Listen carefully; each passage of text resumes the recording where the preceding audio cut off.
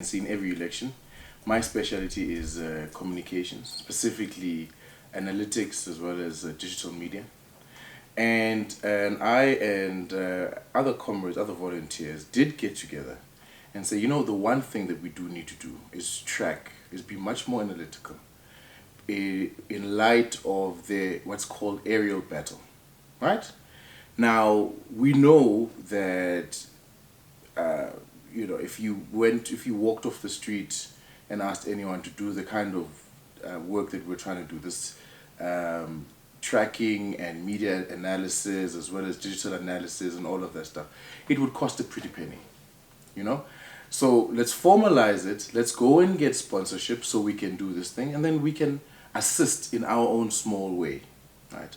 What we're going to do with that information and that data is, I would then pass it on to my colleagues that were working in the communications unit, that were posted there and were commissioned there. So this was an initiative that came out of our own knowledge of what is required. It's an initiative that came out of our own knowledge of what is actually happening in terms of what we felt was an extremely hostile media environment against the ANC, and look at ways in which that can be dealt with. Was this attempt to analyze what's happening on the ground and to try and assist the ANC endorsed by the party itself? Well, I mean, typically what happens is that I would, in every election, someone finds something that they're going to do. Someone organizes events that they get people at, someone finds themselves organizing maybe dinners at their houses that they're talking to their neighbors about the ANC. People find ways in which they slot themselves in to what is happening, which I think is a great strength of the ANC. Because there's the official things that are happening where they are paying official contractors. They've been contracted by Luthuli House. And then there's a network of thousands of people, volunteers, who are going out there and figuring out what ways can they assist, but always within the confines of the law or of the electoral code and so on and so forth.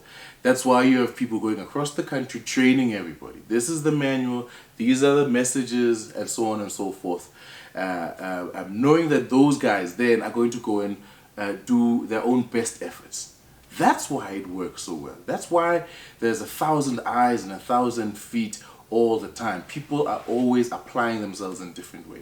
Let's backtrack a little bit. You did say that you guys took it upon yourselves, right? And you did think you need to go and source out funds in order to do this? Is this where the 50 million comes into play? Can you clarify how supposedly 50 million comes into play? Did you manage to make up 50 million? 50 million is a figment of whoever came. I don't know who came up with 50 million. How much did you make? But it's a figment of someone's imagination. We had a particular working budget, right? That's not even a fraction. It doesn't even go into double digits, and we never quite raised all the money, because some of the funders we went to at some stages would say, I was gonna go with this, but there's other more pressing things that I need to do.